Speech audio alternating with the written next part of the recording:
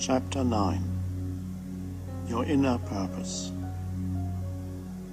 As soon as you rise above mere survival, the question of meaning and purpose becomes of paramount importance in your life. Many people feel caught up in the routines of daily living, which seem to deprive their life of significance. Some believe life is passing them by, or has passed them by already. Others feel severely restricted by the demands of their job and supporting a family, or by their financial or living situation. Some are consumed by acute stress, others by acute boredom. Some are lost in frantic doing, others are lost in stagnation. Many people long for the freedom and expansion that prosperity promises. Others already enjoy the relative freedom that comes with prosperity and discover that even that is not enough to endow their lives with meaning. There's no substitute for finding true purpose. But the true or primary purpose of your life cannot be found on the outer level. It does not concern what you do, but what you are, that is to say, your state of consciousness. So the most important thing to realize is this: your life has an inner purpose and an outer purpose. Inner purpose concerns being and is primary. Outer purpose concerns doing and is secondary. While this book speaks mainly of your inner purpose, this chapter and the next will also address the question of how to align outer purpose and inner purpose in your life. Inner and outer, however, are so intertwined that it is almost impossible to speak of one without referring to the other. Your inner purpose is to awaken. It is as simple as that. You share that purpose with every other person on the planet, because it is the purpose of humanity. Your inner purpose is an essential part of the purpose of the whole, the universe and its emerging intelligence. Your outer purpose can change over time. It varies greatly from person to person. Finding and living in alignment with the inner purpose is the foundation for fulfilling your outer purpose. It is the basis for true success. Without that alignment, you can still achieve certain things through effort, struggle, determination, and sheer hard work or cunning. But there's no joy in such endeavor, and it invariably ends in some form of suffering. Awakening. Awakening is a shift in consciousness in which thinking and awareness separate. For most people, it is not an event, but a process they undergo. Even those rare beings who experience a sudden, dramatic, and seemingly irreversible awakening will still go through a process in which the new state of consciousness gradually flows into and transforms everything they do, and so becomes integrated into their lives. Instead of being lost in your thinking, when you are awake, you recognize yourself as the awareness behind it. Thinking then ceases to be a self-serving, autonomous activity that takes possession of you and runs your life. Awareness takes over from thinking. Instead of being in charge of your life, thinking becomes the servant of awareness. Awareness is conscious connection with universal intelligence. Another word for it is presence, consciousness without thought. The initiation of the awakening process is an act of grace. You cannot make it happen, nor can you prepare yourself for it or accumulate credits towards it. There isn't a tidy sequence of logical steps that leads towards it, although the mind would love that. You don't have to become worthy first. It may come to the sinner before it comes to the saint, but not necessarily. That's why Jesus associated with all kinds of people, not just the respectable ones. There's nothing you can do about awakening. Whatever you do will be the ego trying to add awakening or enlightenment to itself as its most prized possession, and thereby making itself more important and bigger. Instead of awakening, you add the concept of awakening to your mind, or the mental image of what an awakened or enlightened person is like, and then try to live up to that image. Living up to an image that you have of yourself, or that other people have of you, is inauthentic living, another unconscious role the ego plays. So if there's nothing you can do about awakening, if it has either already happened or not yet happened, how can it be the primary purpose of your life? Does not purpose imply that you can do something about it? Only the first awakening, the first glimpse of consciousness without thought, happens by grace, without any doing on your part. If you find this book incomprehensible or meaningless, it has not yet happened to you. If something within you responds to it, however, if you somehow recognize the truth in it, it means the process of awakening has begun. Once it has done so, it cannot be reversed, although it can be delayed by the ego. For some people, the reading of this book will initiate the awakening process. For others, the function of this book is to help them recognize that they have already begun to awaken and to intensify and accelerate the process.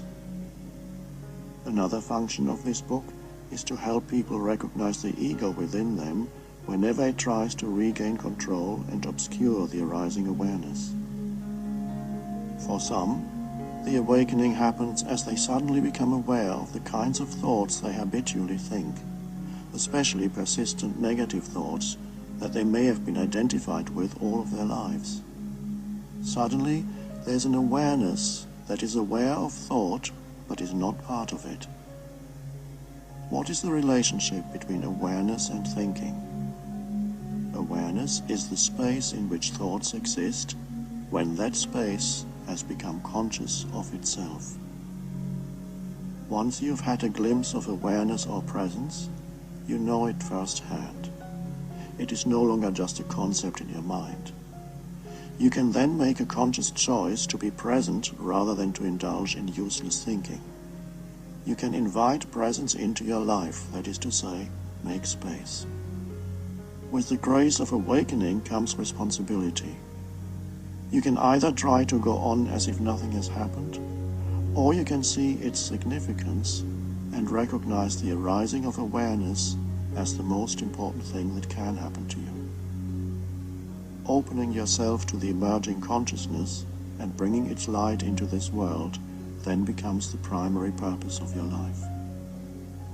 I want to know the mind of God, Einstein said. The rest are details. What is the mind of God? Consciousness. What does it mean to know the mind of God? To be aware. What are the details? Your outer purpose, and whatever happens outwardly. So while you are perhaps still waiting for something significant to happen in your life, you may not realize that the most significant thing that can happen to a human being has already happened within you. The beginning of the separation process of thinking and awareness. Many people who are going through the early stages of the awakening process are no longer certain what their outer purpose is. What drives the world no longer drives them. Seeing the madness of our civilization so clearly, they may feel somewhat alienated from the culture around them. Some feel that they inhabit a no man's land between two worlds. They are no longer run by the ego, yet the arising awareness has not yet become fully integrated into their lives. Inner and outer purpose have not merged. A dialogue on inner purpose. The following dialogue condenses numerous conversations I've had with people who were looking for their true life purpose. Something is true when it resonates with and expresses your innermost being, when it is in alignment with your inner purpose. This is why I'm directing their attention to their inner and primary purpose first. I don't know exactly what it is, but I want some change in my life. I want expansion. I want to be doing something meaningful, and yes, I want prosperity and the freedom that comes with it. I want to do something significant, something that makes a difference in the world. But if you ask me what exactly I want, I would have to say that I don't know. Can you help me find my life purpose? Your purpose is to sit here and talk to me, because that's where you are and that's what you're doing. Until you get up and do something else. Then that becomes your purpose. So my purpose is to sit in my office for the next 30 years until I retire or get laid off? You are not in your office now, so that's not your purpose. When you do sit in your office and do whatever you do, then that is your purpose. Not for the next 30 years, but for now. I think there's some misunderstanding here. For you, purpose means what you're doing now. For me, it means having an overall aim in life, something big and significant that gives meaning to what I do, something that makes a difference. Shuffling papers in the office is not it. I know that. As long as you are unaware of being, you will seek meaning only within the dimension of doing and of future, that is to say, the dimension of time. And whatever meaning or fulfillment you find will dissolve or turn out to have been a deception. Invariably, it will be destroyed by time. Any meaning we find on that level is true only relatively and temporarily. For example, if caring for your children gives meaning to your life, what happens to that meaning when they don't need you and perhaps don't even listen to you anymore? If helping others gives meaning to your life, you depend on others being worse off than yourself so that your life can continue to be meaningful and you can feel good about yourself. If the desire to excel, win or succeed at this or that activity provides you with meaning, what if you never win, or your winning streak comes to an end one day, as it will? You would then have to look to your imagination or memories, a very unsatisfactory place to bring some meager meaning into your life. Making it, in whatever field, is only meaningful as long as there are thousands or millions of others who don't make it. So you need other human beings to fail so that your life can have meaning. I'm not saying here that helping others, caring for your children, or striving for excellence in whatever field are not worthwhile things to do. For many people, they are an important part of their outer purpose. But outer purpose alone is always relative, unstable and impermanent.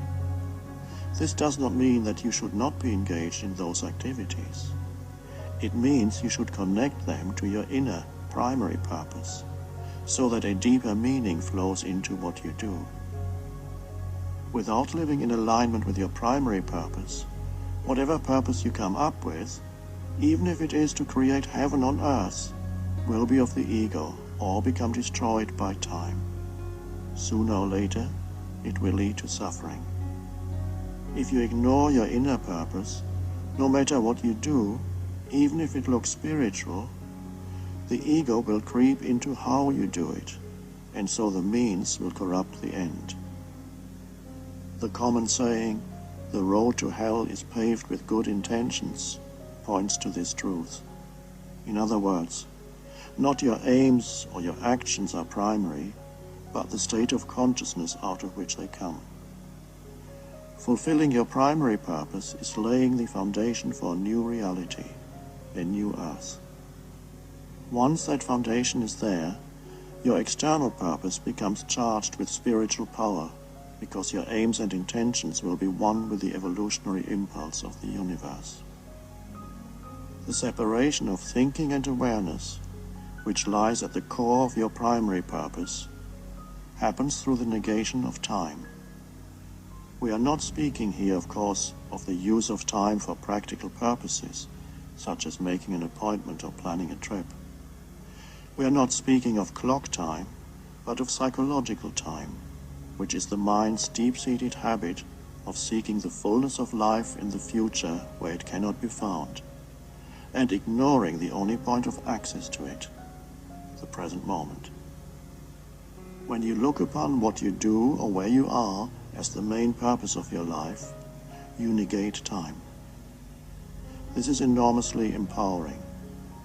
The negation of time in what you do also provides the link between your inner and outer purposes, between being and doing. When you negate time, you negate the ego. Whatever you do, you will be doing extraordinarily well, because the doing itself becomes the focal point of your attention. Your doing then becomes a channel through which consciousness enters this world. This means there is quality in what you do, even in the most simple action, like turning the pages in the phone book or walking across the room. The main purpose for turning the pages is to turn the pages. The secondary purpose is to find a phone number. The main purpose for walking across the room is to walk across the room. The secondary purpose is to pick up a book at the other end, and the moment you pick up the book, that becomes your main purpose. You may remember the paradox of time we mentioned earlier. Whatever you do takes time, and yet it is always now. So while your inner purpose is to negate time, your outer purpose necessarily involves future and so could not exist without time. But it is always secondary. Whenever you become anxious or stressed, outer purpose has taken over and you lost sight of your inner purpose. You have forgotten that your state of consciousness is primary, all else secondary. Would living like this not stop me from looking to achieve something great?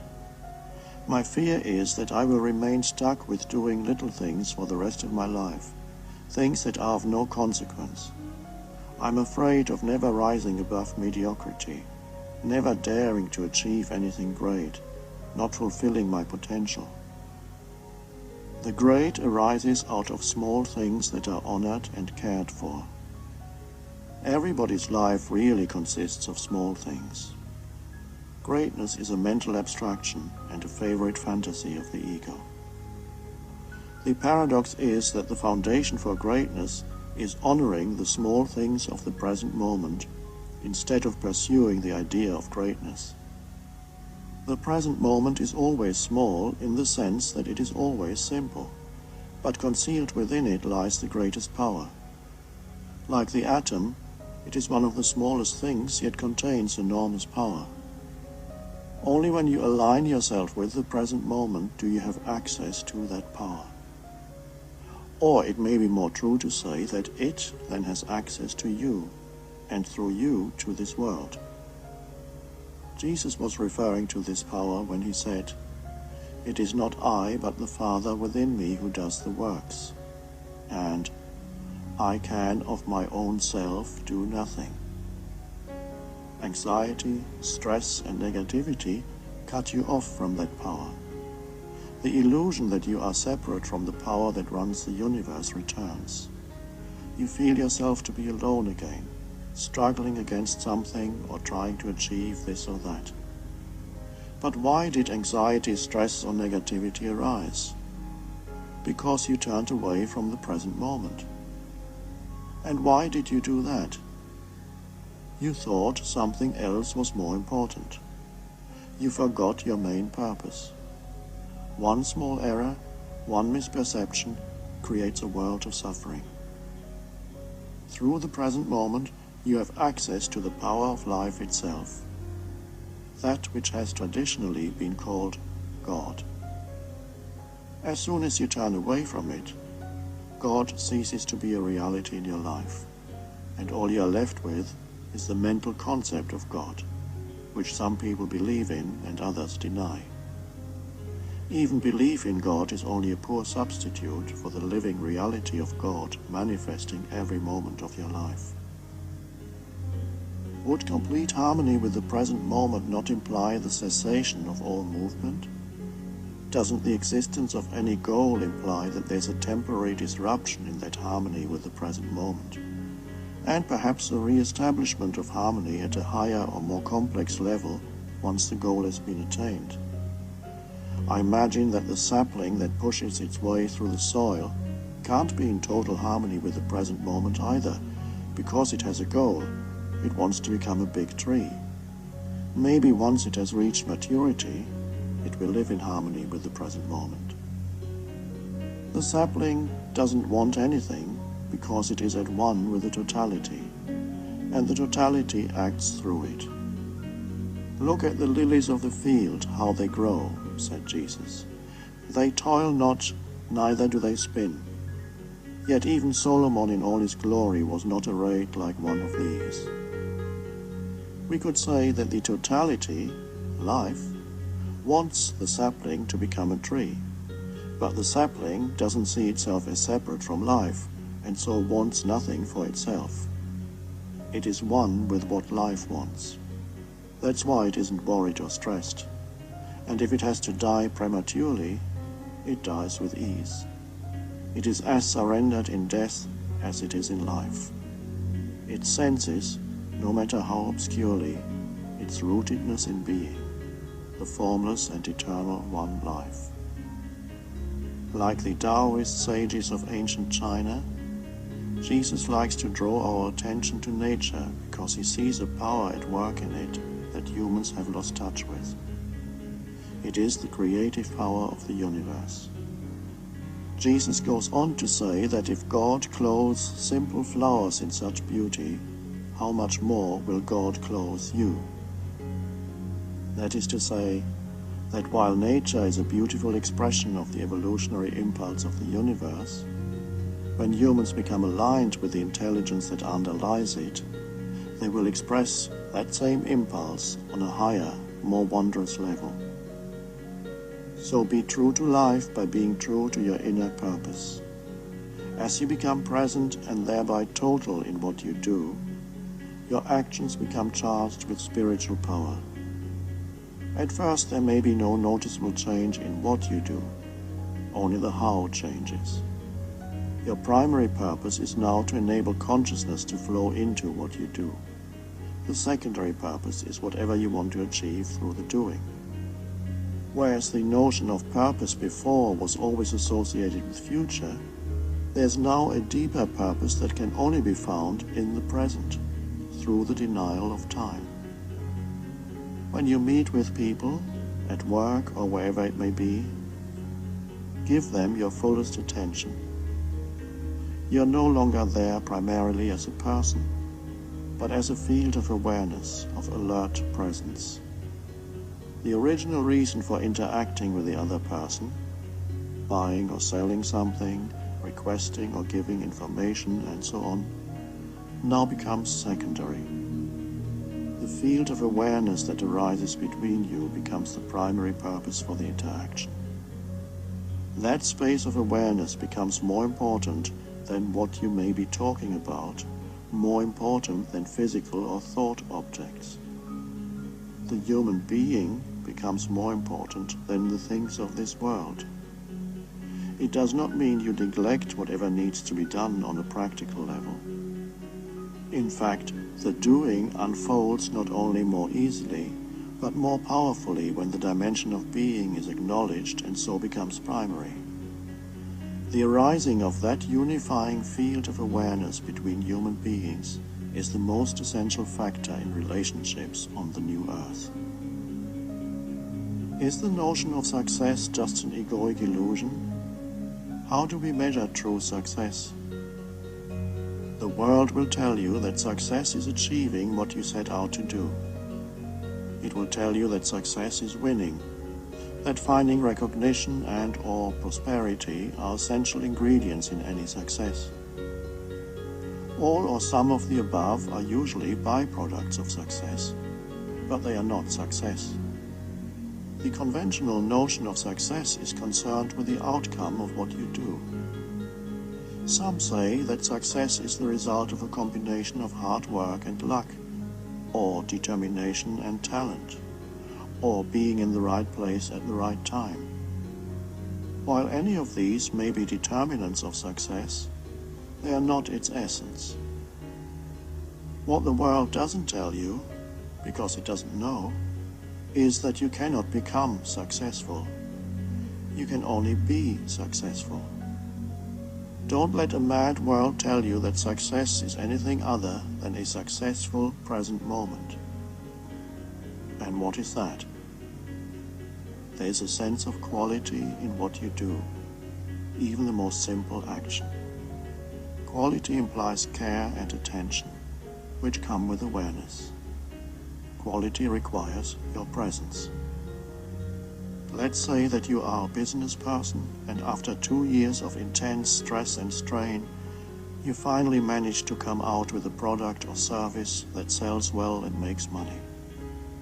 Success? In conventional terms, yes.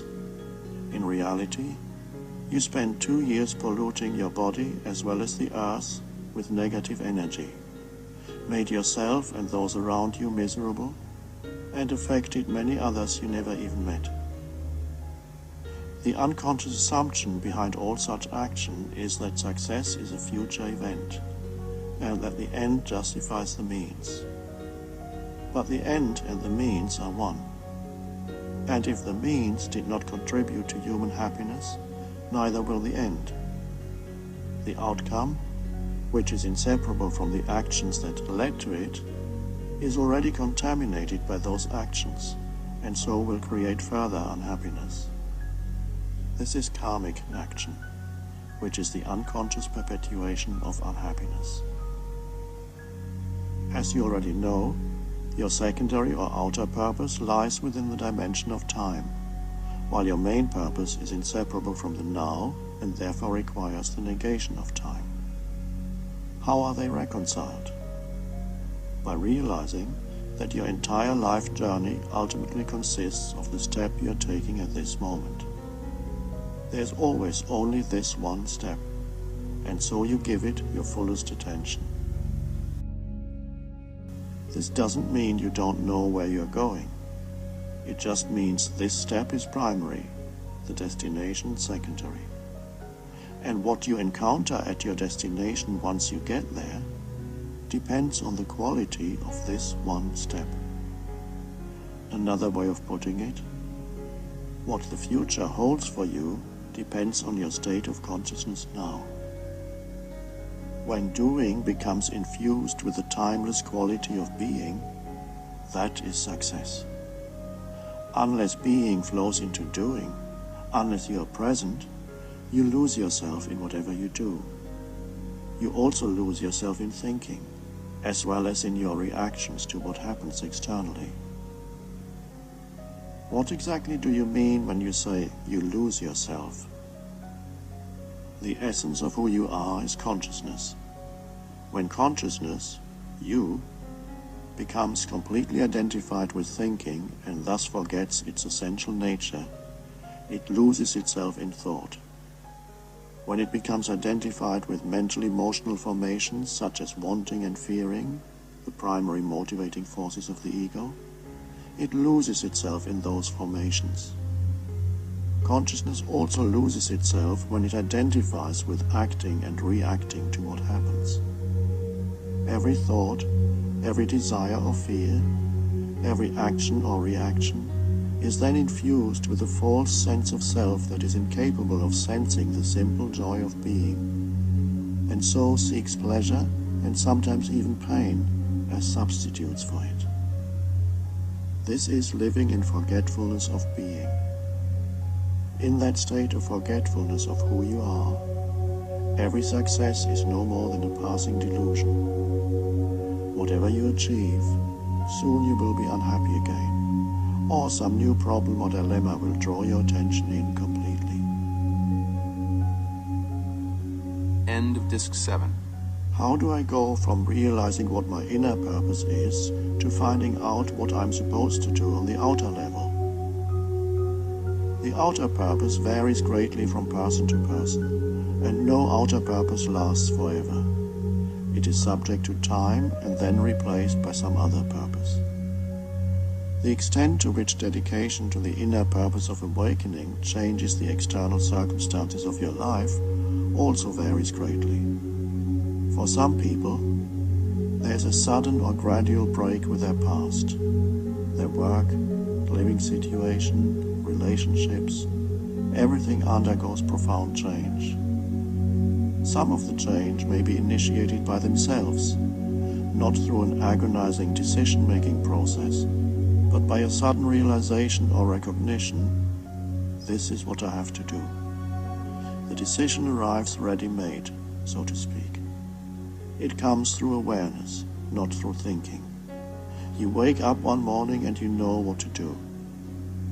Some people find themselves walking out of an insane work environment or living situation. So before you discover what is right for you on the external level, before you discover what works, what is compatible with the awakening consciousness, you may have to find out what is not right, what no longer works, what is incompatible with your inner purpose.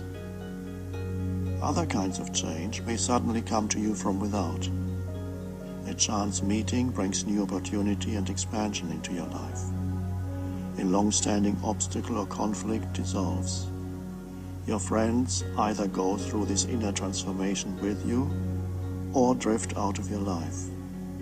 Some relationships dissolve, others deepen. You may get laid off from your job, or you become an agent for positive change at your workplace. Your spouse leaves you, or you reach a new level of intimacy. Some changes may look negative on the surface, but you will soon realize that space is being created in your life for something new to emerge. There may be a period of insecurity and uncertainty. What should I do? As the ego is no longer running your life, the psychological need for external security, which is illusory anyway, lessens. You're able to live with uncertainty, even enjoy it. When you become comfortable with uncertainty, infinite possibilities open up in your life. It means fear is no longer a dominant factor in what you do, and no longer prevents you from taking action to initiate change. The Roman philosopher Tacitus rightly observed that the desire for safety stands against every great and noble enterprise. If uncertainty is unacceptable to you, it turns into fear.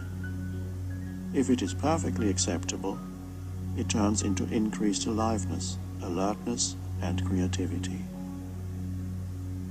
Many years ago, when as a result of a strong inner impulse, I walked out of an academic career that the world would have called promising, stepping into complete uncertainty.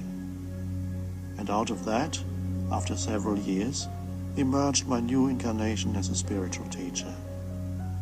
Much later, something similar happened again. The impulse came to give up my home in England and move to the west coast of North America. I obeyed that impulse, although I didn't know the reason for it. Out of that move into uncertainty came the power of now, most of which was written in California and British Columbia while I didn't have a home of my own. I had virtually no income and lived on my savings, which were quickly running out. In fact, everything fell into place beautifully. I ran out of money just as I was getting close to finishing writing. I bought a lottery ticket and won $1,000, which kept me going for another month. Not everybody, however, will have to go through drastic change in their external circumstances. At the other end of the spectrum, you have people who stay exactly where they are and keep doing whatever they are doing. For them, only the how changes, not the what. This is not due to fear or inertia. What they are doing already is a perfect vehicle for consciousness to come into this world, and it needs no other. They too bring into manifestation the new earth. Shouldn't this be the case for everybody? If fulfilling your inner purpose is being at one with the present moment, why should anybody feel the need to remove themselves from their current work or living situation? Being at one with what is doesn't mean you no longer initiate change or become incapable of taking action.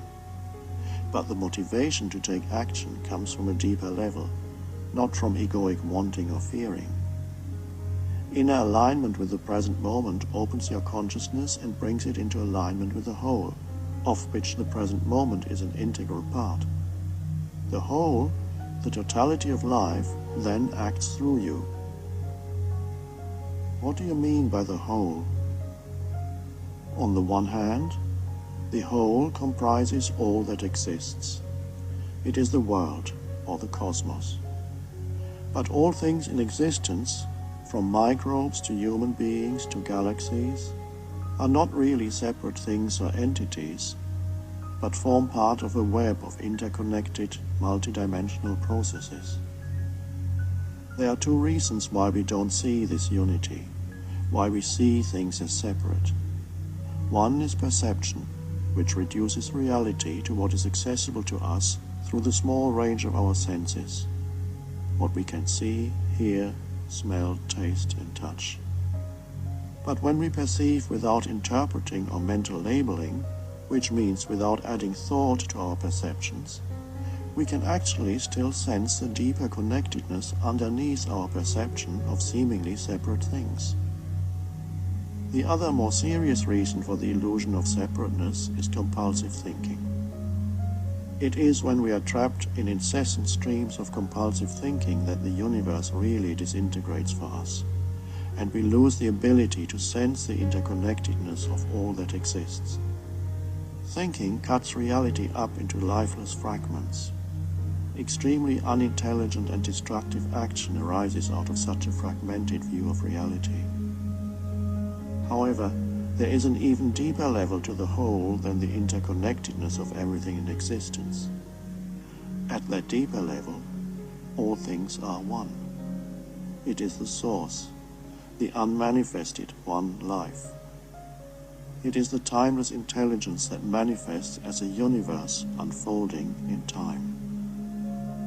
The whole is made up of existence and being, the manifested and the unmanifested, the world and God. So when you become aligned with the whole, you become a conscious part of the interconnectedness of the whole and its purpose, the emergence of consciousness into this world. As a result, spontaneous helpful occurrences, chance encounters, coincidences and synchronistic events happen much more frequently. Carl Jung called synchronicity an acausal connecting principle.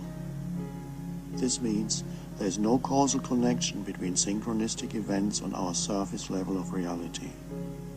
It is an outer manifestation of an underlying intelligence behind the world of appearances, and a deeper connectedness that our mind cannot understand.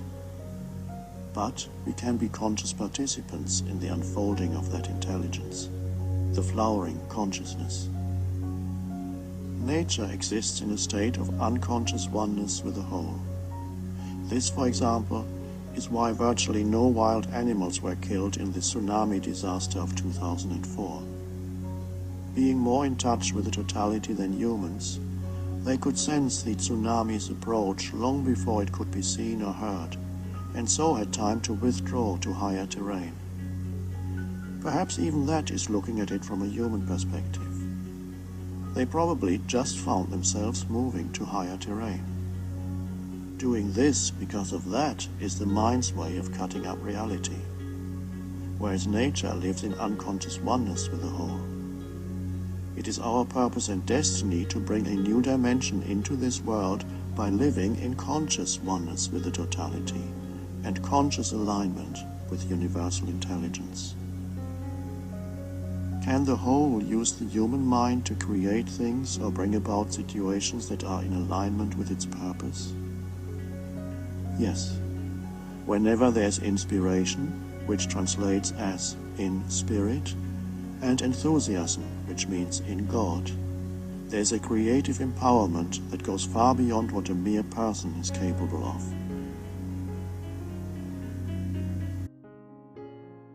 End of chapter 9.